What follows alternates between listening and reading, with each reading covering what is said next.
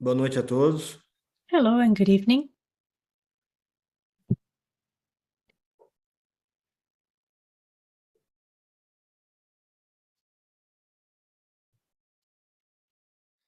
Tudo bem, pessoal? Hello, everyone. Boa noite a todos. Eu queria agradecer Good evening. a presença de todos. First of all, I would like to thank you all for being here with us. I would like to thank Dr. Estela Maria Rodriguez for being here tonight with us in this session about lung cancer, targeting ALK in lung cancer. Thank you to Pfizer for the invitation to be the moderator in this event. I'd like to thank Alessandro and the entire team. It is truly an honor to be here. I would like to thank my team at Aliança Oncologia, which is a part of the group Oncoclínicas here in Brasilia. And once again, I would like to thank you all for being here so that we can share this session. The goal for our meeting is to talk a little bit about ALK positive tumors, the journey of the patients in metastatic cancer. And I would like to thank Dr. Rodriguez. Dr. Estela Maria Rodriguez is a clinical oncologist, co-lead of thoracic site disease group in the Sylvester Comprehensive Cancer Center from Miami. And it's an honor to have her present here with Aliança Oncologia. Well, thank you, and I will turn it over to Dr. Rodriguez. Great. Thank you so much, Dr. Trindade, for that kind introduction. And, my boss is Gilberto Loeb, so I should know Portuguese, but not yet. But I am delighted to be here to talk to you about a very important topic, which is targeting ALK in lung cancer. So these are my disclosures. I will start with a case of a patient that I met about a year ago, 39. So when you start meeting patients younger than you, it's a problem. The 39-year-old artist who presented to our hospital with shortness of breath and bone pain. And he reported having these symptoms. He's young, so he could be at home with the symptoms for a while. When we did his images, we found that he had a very large left-sided effusion. He actually had a very extensive disease. He had extensive bone metastases, and he was found to have asymptomatic brain metastases. So there's a few lesions that are noted on the right side. So this obviously was a shock, and a patient. The next question was he a smoker? We don't really meet a lot of young patients with cancer, so he was technically a non-smoker. He first had a diagnosis that we obtained through a thoracentesis that showed adenocarcinoma of the lung, and we were actually able to stain those cells for PD-L1 and found that he had a very high PD-L1 expression of 60%. However, at his age and being a non-smoker, to us, it was really important to understand if he had an actionable mutation. So he was seen first at our city hospital, and they had a partner with a company that was doing a limited NGS analysis that was a limited panel, and it was for free. So he had that panel. And when I met the patient, the report was that this was a negative report, that he didn't have any actionable mutations that were obtained. And that was obtained not from the liquid, but he actually had a tumor biopsy that showed no actionable mutations. However, when I met him, I felt that he had to have something. We just had to keep looking. So we did a liquid biopsy, And those results we get back in about 7 days. And we found that he actually had an EML4 ALK translocation, and then everything made sense to us. And why did we miss it? You know, we know that some of these fusion proteins can be detected in bigger panels that include RNA, and liquid biopsies can be very sensitive for it. But I think what I learned from this is that you really have to have a high index of suspicion when you meet patients who are young with lung cancer.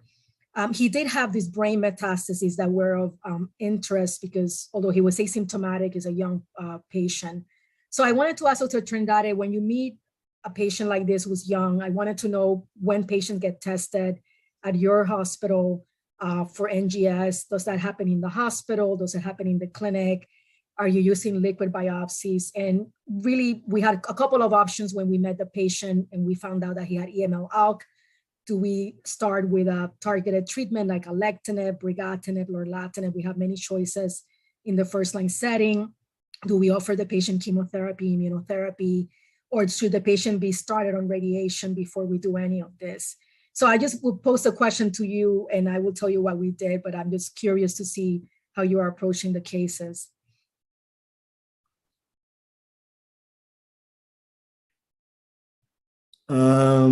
Stella Mari. Yeah. Well, I think lorlatinib. You think lorlatinib? So that was a good choice. And actually, that's not what this patient received. So I met the patient after he left the hospital. The doctors in the hospital were very concerned about the brain metastases and they offered him radiation. Okay. And we'll go over why that's not the best approach for patients that have a good treatment that will go in the brain. And then we had options. We talked about alectinib and we'll talk about lorlatinib data just to show you the differences. And then the testing gets done in your cancer center when the patient comes to the oncologist? Yes. Yeah. And are you able to do liquid biopsies or just tissue biopsy and NGS? Tissue biopsy. Yeah, that should be more sensitive. So this case was unusual in that sense. We should have picked it up in the tissue. Okay. So I will kind of describe ALK as an oncogenic driver. It's a very distinct subset of lung cancer, about 5% of all lung cancers. We know that the more common mutations will be EGFR and KRAS, where we have now treatments. And ALK is something that you should think about when you meet younger patients. So the median age is 52, and we have seen patients as young as 30. I have met patients, this patient was 39. The majority of these patients, about 70% of them are light smokers or never smokers. And we don't really should use the smoking history as our reason to test. We should really test all these patients. What differentiates ALK is that as opposed to other mutations, you do see a lot of patients that present with CNS metastases. Upwards of like 30 to 40% of patients can present with some occult brain metastases. And patients present with very diffuse disease. They end up having pleural or pericardial effusions and multiple sites of disease. So these patients come in sick, and before we had treatment for them, they will progress rapidly through chemotherapy. Now, detecting ALK translocations can be performed in different ways. On the left side, I'm showing you fluorescent in situ hybridization, where we're looking for the fusion protein expression. And this test can be done in some hospitals locally. There is some variability how people interpret the test, so it's not as sensitive. Immunohistochemistry can find the fusion protein, but also not as sensitive as NGS, which is now our preferred approach. And unfortunately, most patients still are not getting tested when they present. So in a retrospective analysis of about 1,200 patients, only 54% of patients, half of them have been tested for any gene. And they were getting limited panels. So like that you could miss ALK if you're not having a broader panel. So testing for 4 genes was seen in 22 of those 1,200 patients. And then only 70% of patients who were then found to have ALK have received targeted therapy in a separate analysis at the beginning of their treatment. So there are patients that are missed if these tests are not done from the beginning, and I will show you that it matters for us. Now, so I'm young enough, I guess old enough to remember ALK how it developed. And this is really, truly one of the more amazing stories. So I was having, before I spoke to you, I was speaking to some medical students and telling them that when I started oncology, I was the only doctor who was interested in lung cancer, but we only had chemotherapy to give. And now we have obviously immunotherapy, and we have the advent of understanding these actionable mutations and how the options for these patients have developed very rapidly. So from the moment this ALK fusion was detected in anaplastic large cell lymphoma was 1994, the first paper that described this. And then we had the identification of EML4 ALK translocation in lung cancer, and that was a paper in Nature in 2007. So you can say fast forward in the span of like 10 to 12, 13 years, we really have had not only one drug, but like second, third generation drugs for these patients. And it's really remarkable that the science moves so fast. So the first drug that was approved was in 2011, crizotinib, and every drug after that has been compared to that standard of crizotinib. And we, in 2014, so 3 years, very fast developed and got a drug approved for in the alectinib and ceritinib that were approved for patients who can receive it for when they have failed crizotinib. And then we got approvals for first line ceritinib, alectinib, and second line brigatinib. And this has really, every other year we were getting a new drug. So lorlatinib is a drug that was first approved in the second and third line setting, and it was shown to overcome multiple resistant pathways that are seen with crizotinib, ceritinib, and brigatinib. So it really came at the right time. And now we have data of how this drug plays, and you use your best drug, third generation drug up front. So we have this approval for lorlatinib now in the first line setting. So I will kind of describe how this fits in with all the data that we have. I'm sorry, I'm like stuck here. Okay, next. I'm having some issues with my, wait 1 second. Okay, so let me show you the crizotinib data just to review. So this was a trial called the Profile 1014, was first published initially in 2013 in the New England Journal, and patients were compared chemo versus crizotinib. The study was stopped early. There was such a dramatic difference for patients that have either on the second line setting have failed chemotherapy and received crizotinib, a progression, or from the first time that they were diagnosed received crizotinib, and you saw a hazard ratio of 0.49, so that there was a 50% improvement in survival. That was seen on the right, and then we also saw that in the Profile 1014 trial that was published a year later. Alectinib came right after, and is a drug that is still dominates a lot of the market because it showed improvements to crizotinib and responses in the brain. And also, I think what is really important, and if you have used this drug, you have seen patients respond, and the median response for these patients about 35 months, so that the patients are responding very well into the first, second, and third year. And they have published longer term overall survival data, where they have found that compared to the patients that were on crizotinib, now there has been some crossover. This drug keeps patients that started this drug keep doing better over time. They 37% of the 5-year survival rate for these patients was 63% versus 46% for crizotinib. We have updated data, which I'm showing you at different time points, where you can see that these patients at every point of disease are doing better. A lot has to do because it controls brain disease better. So the median duration of follow-up for these patients was about 38 months, and they were still had a hazard ratio of 0.43. So obviously patients are progressing less. They have presented their data for patients that had baseline brain metastases and the ones that progressed later with brain metastases. So for the patients that started, like the case I presented with brain metastases, the median progression-free survival was 25 months versus 7.4 months with crizotinib. So the drug did have activity in the brain for the 64 patients with a hazard ratio of 0.37. So remember this number because I will show you even more impressive data for lorlatinib. For patients that didn't have brain metastasis at baseline, the benefit was even greater, 38 months versus 15 months. So that's the people were having less brain metastases.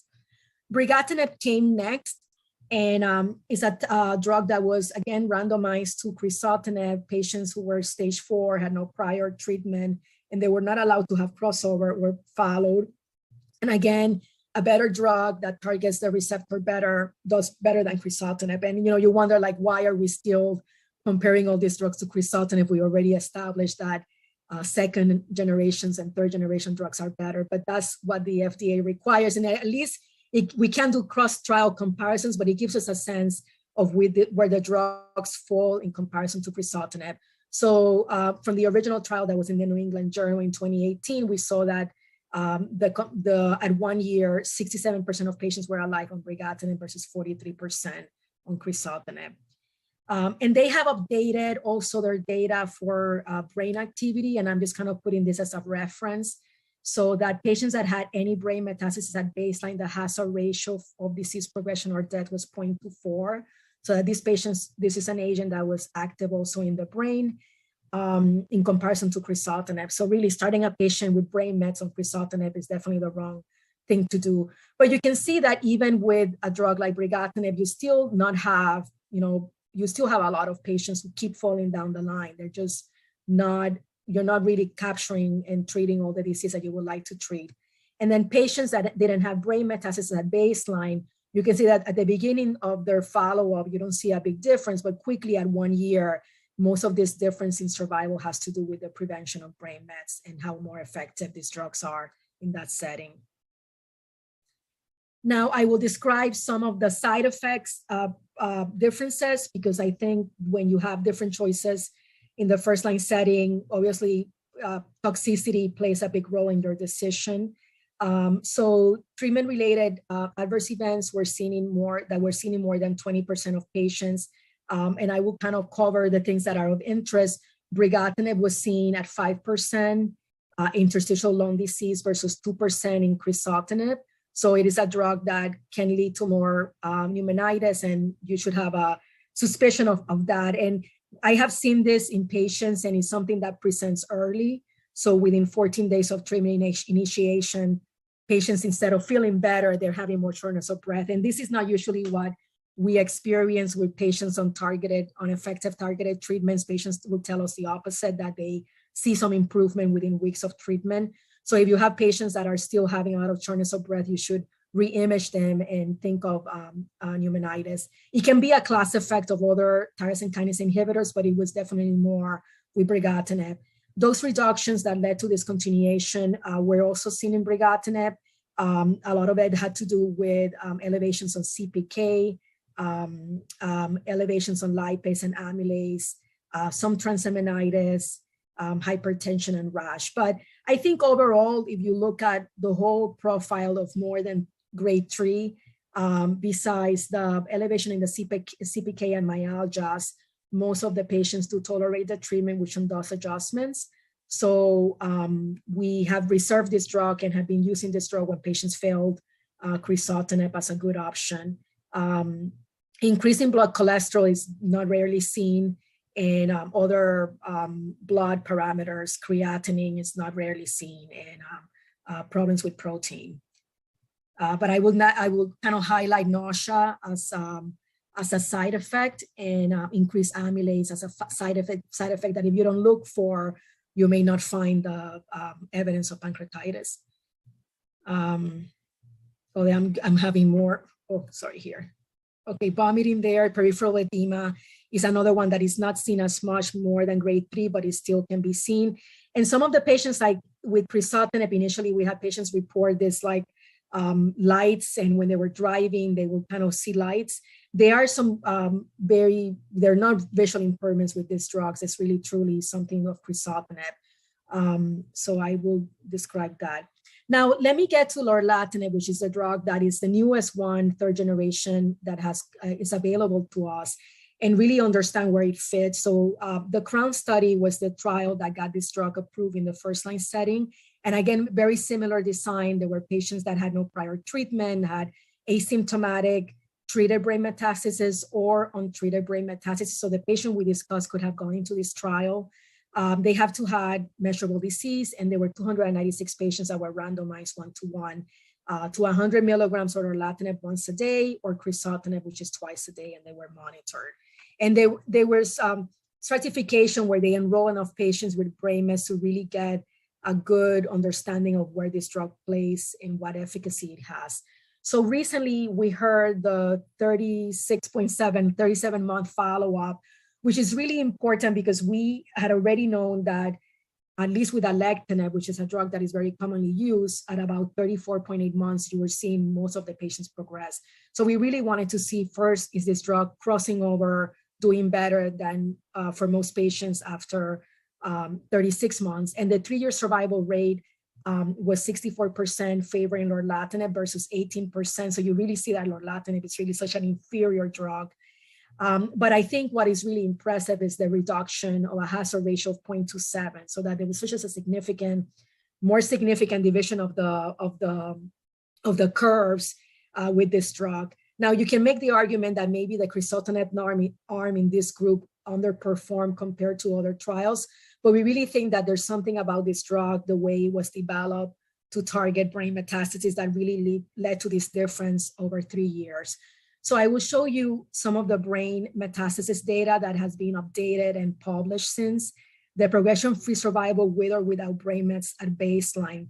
So in patients that at least had one measurable brain metastases, we saw that the hazard ratio was 0.21. So there was an almost like 80% reduction in progression-free survival. Like these patients, when they were on crizotinib, they were progressing within 7 months. When they were in lorlatinib, they're progressing way after 37 months. So they're overcoming what we would have seen with alectinib. And then patients that did not have brain metastases, again, they're doing much better than that 36.7 months. We haven't reached the median, and the hazard ratio was 0.29, so 70% improvement to crizotinib. There was no new safety signals when patients were observed longer at the 37-month follow-up. And the discontinuation rate that was seen in the first report of this drug remains around 7%. And I will talk to you about the management of the toxicity and what can potentially lead to discontinuation. So lorlatinib, again, resulted in a 92% reduction in the rate of intracranial progression in the intention to treat analysis. To truly, I think that this drug fills a void for these very young patients that shouldn't be treated with radiation to the brain, because if you have a drug that has a 92% reduction in intracranial progression, you're really offering them something that is kind of up there with what radiation could potentially do, and it will be potentially less toxic for someone who's young. So I think that this role and having a trial that was designed to answer this question really proves the point. So in the intention to treat population, the patients that had event were 9 in the lorlatinib arm versus 51. So you see how much more likely you are, and a hazard ratio of 0.08, cannot get better than that. So 92% reduction in the rate of progression in the brain. Now, the time to intracranial progression is something also that was looked at.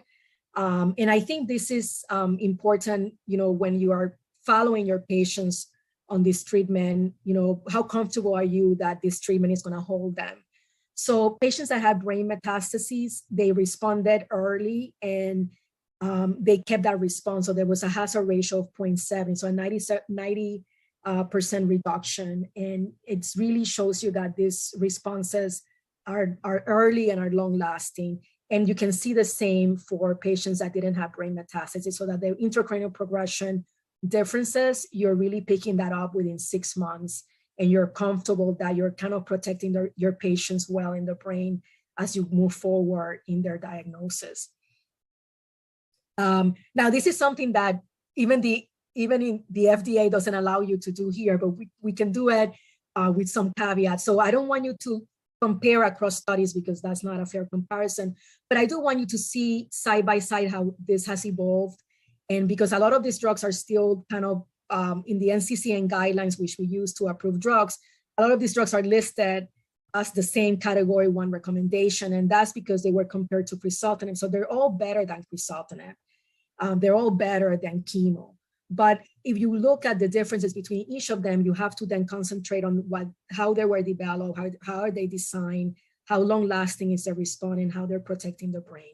So I think that's why I think, I have the references and you can look at them yourself. But in the median follow-up, now that we have 3-year data for the CROWN data, you can see that the progression-free survival hasn't been reached for most of these patients. So they're responding past 3 years, the majority of them.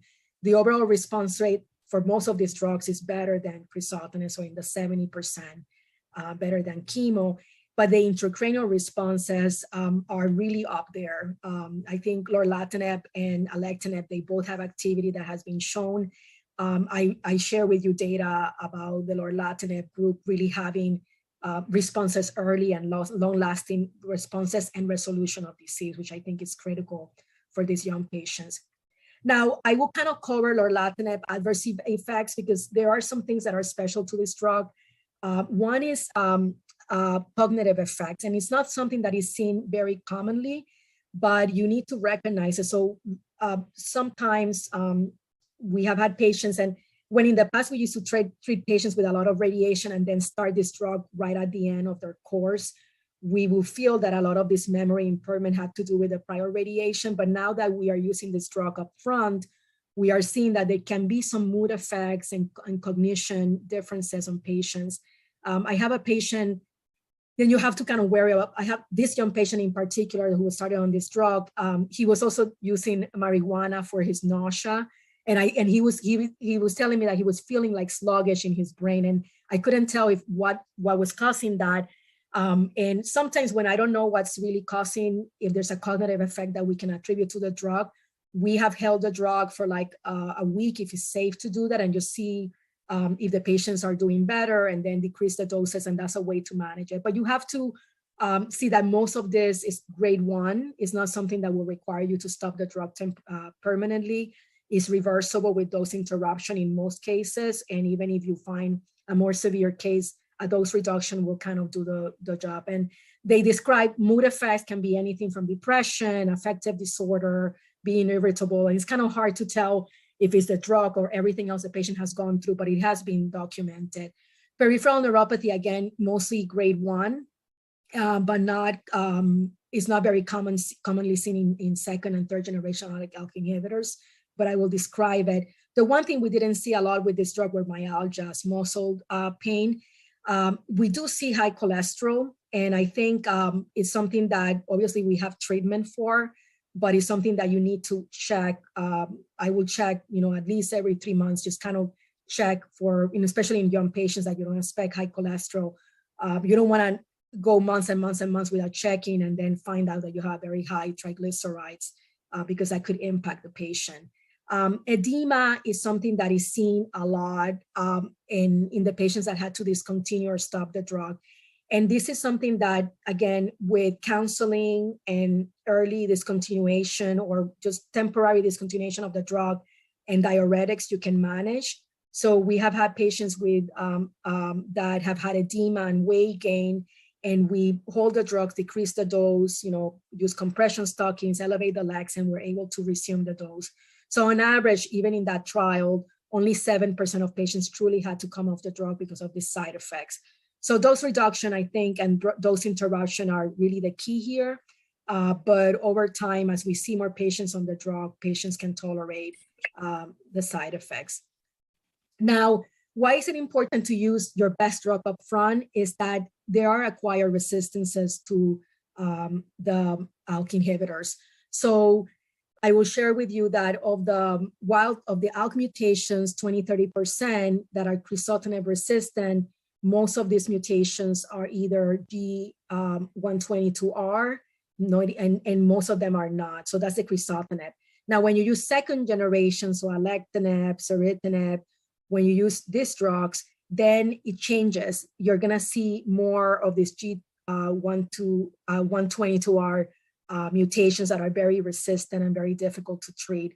So it matters, and there's already data showing that if you take the approach of using all your drugs in line, so if you use crizotinib, wait for that to progress, then move to brigatinib or alectinib, wait for that to progress, and then use lorlatinib at the end, a couple of things can happen. The whole resistant mechanism changes, and you may end up with a resistant pathway that you can potentially target well.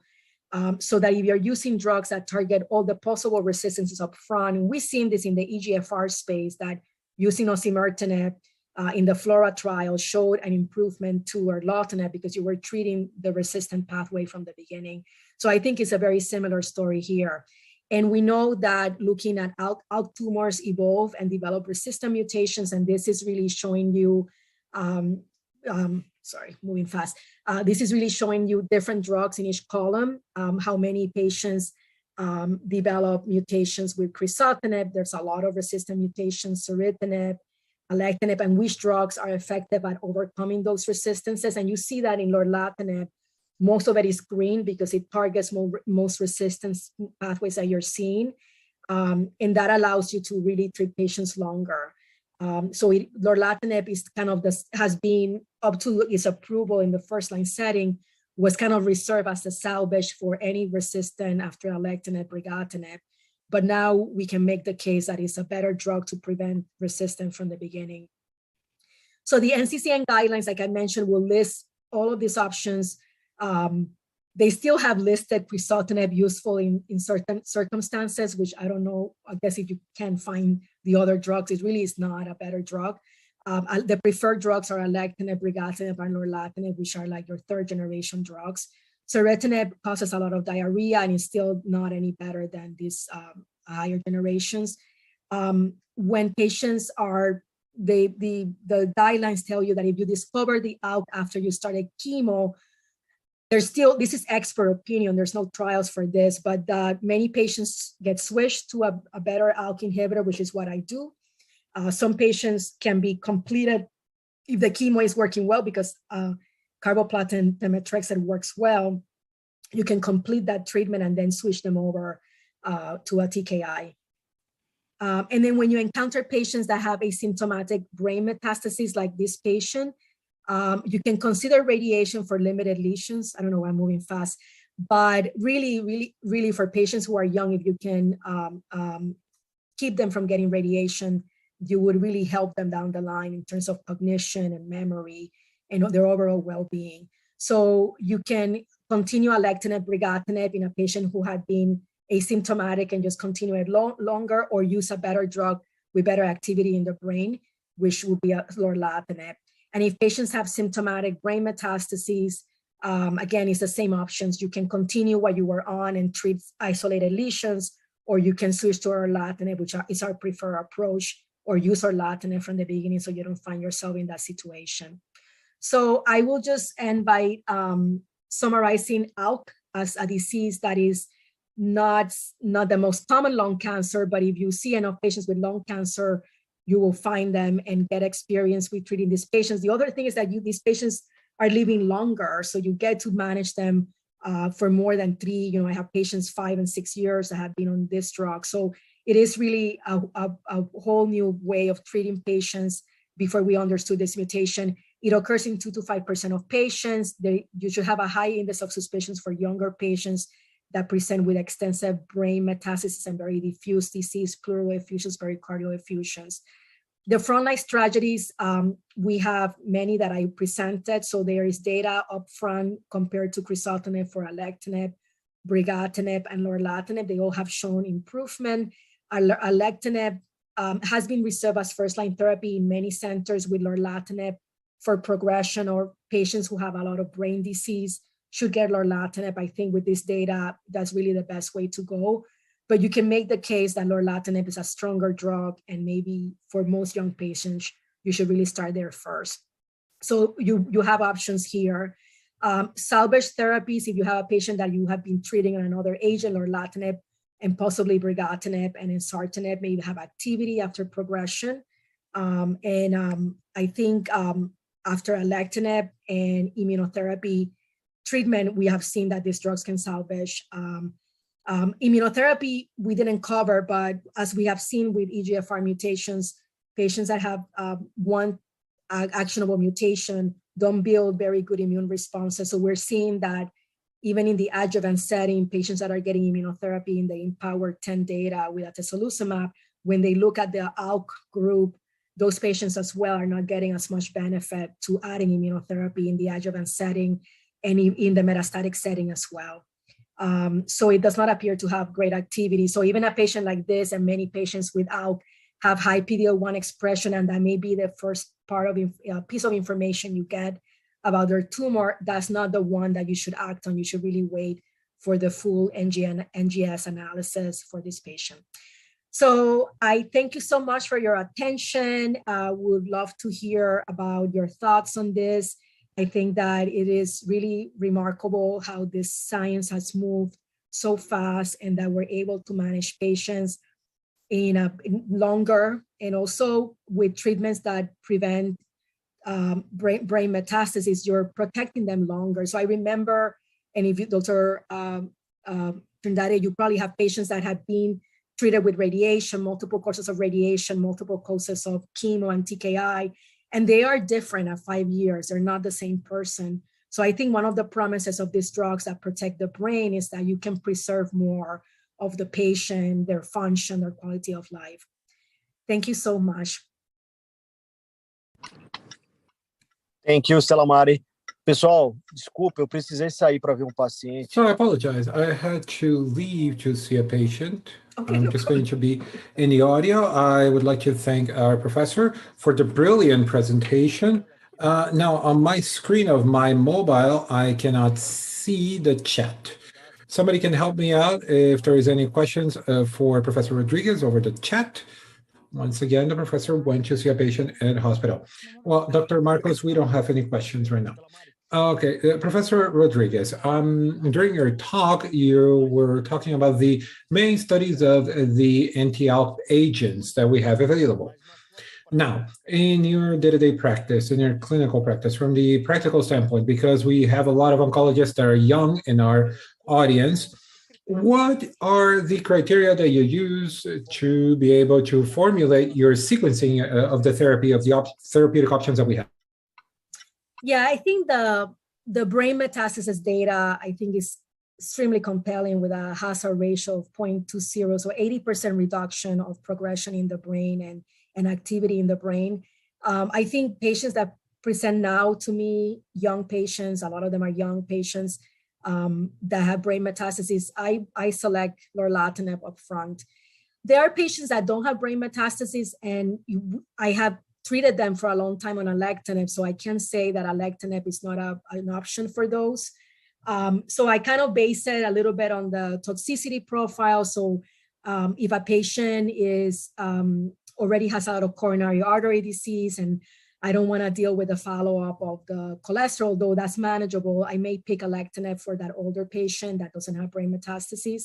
But I think from the get-go, this message of using your best drug up front has been a message that we've seen with other targeted therapies that and we're seeing some data about, and we're gonna get more data from this study about what resistant pathways are happening after lorlatinib, because if you're not seeing, if this drug is lasting longer with less resistances, it's really the best drug up front for all patients. So I'm still kind of, I think we haven't seen all that data. But I do think that people that have high burden of disease, that have brain metastases, you do get an opportunity to prevent disease in the brain longer and to get a very quick response with this drug. So lorlatinib is becoming, I think now I'm kind of like half and half, depending on the patient. And as we get more comfortable with lorlatinib, it's been more and more cases. So I think this newer data that they presented with the brain activity has really changed things for me. And then, it's also good to have other options. We know that you can start with one drug, and if you encounter a toxicity that you couldn't tolerate, although I will caution you that in this trial, only 7% of patients had to discontinue the drug. So even if the first time you use the drug, you may encounter new edema that you're not familiar with, or you now have to follow the cholesterol. The patient may be concerned with the cholesterol. In reality, no patients really most patients, 93% of patients in that trial we're able to manage that toxicity with a dose interruption and management of the side effect. So it's not a reason to stop the drug and move to another one. I think that you will do a disservice to the patient by kind of taking them off a very good drug too early. Ok. Obrigado, Perfect. Stella. Thank you very much, Dr. Rodriguez. Now we have a question. Let's see. Well, the first question is in regards to the findings, but about off-label. So I'm going to avoid this question, the first question, but because we cannot here in this space talk about off-label. But anyway, second question is, how has it been the management for the patient until the research for the ALK mutation has come back from the lab? It's not uncommon to see a delay in those results, and then the patient needs to be treated right away for a visceral crisis, for example, or lymphangitis, coronary lymphangitis. So what would you do? Yeah, so we have guidelines. So the NCCN guidelines, we know that before we had these agents, we had patients that did really well with carboplatin. Pemetrexed is the choice that I usually pick for those patients that I don't have the information. I try to avoid immunotherapy from the get-go in patients like that, because I do, if we find an EGFR mutation, we have data that you can get pneumonitis when you add these drugs. I haven't seen data with pneumonitis and alectinib or lorlatinib started after immunotherapy, but for the most part, I will give chemotherapy alone for a patient that was very sick. What I would try to be more patient about is asymptomatic brain metastases. I think that, although we can radiate many, many lesions more than we could before, that if we have a drug that is going to give you 90%, improvement of brain metastases, then we really don't need to go to radiation. But I agree with you. Sometimes the information takes long, or the information initially, like in this case, led us in the wrong direction. So we thought the patient didn't have an actionable mutation. And sometimes that happened. I look more into it. They have biopsied a soft tissue lesion over a bone. And we know that when they decalcify bone, they lose a lot of the DNA. So I think it has something to do with the way they did that test. But I agree with you. If the patient is very sick in the hospital, carboplatin, pemetrexed, or chemotherapy, and when you get the information, you can switch over. The NCCN guidelines tell you that if the patient is responding, you can complete your treatment and then start the TKI. But that's not what I do in my practice, because I think that the chemotherapy is not going to prevent the brain, and we know these patients are at incredibly high risk of progression in the brain. Temos alguma outra pergunta? Do you have any more questions? Yeah, we have one. So the question is, in the case of oligopregression, do you recommend the local control and maintenance of the first line treatment, or do we already start with the subsequent line? That is a very good question. So even in this trial, patients were allowed to get local radiation to sites of oligoprogression. And we have seen that is a very important part of the management of patients with targeted mutations that have done better over time, are patients that have, if they have a new site of disease that can be targeted, they have done that. I think the only patients that I probably wouldn't use that approach would be someone that for some reason wasn't crizotinib. I think that radiating that patient is not the option. You have to switch them to a better drug. But if you have a patient already in a good drug and most of the disease is responding, especially in the brain, I don't like most, if I have a drug that is very active in the brain and the brain is under control, I don't drop that drug early. I will do the treatment in the outside, treat an isolated area in the lung or in the liver, and then continue the treatment to protect the brain. So that's what I have done until this point. The other thing, to answer your question, every time you see progression in patients that have ALK and EGFR, and if you have the opportunity of doing a liquid biopsy, then you can really pinpoint and understand what's really driving the resistance. And with our lorlatinib, you have most of your resistances covered, but we are going to learn about other possible resistance pathways that may show up with lorlatinib years later. So we don't have all of that data. That's data to come. But that's one thing I will, besides radiating and oligoprogression, I take the opportunity to kind of evaluate again the outfusion, see, if I'm picking up a pathway of resistance and I need to switch to a better drug.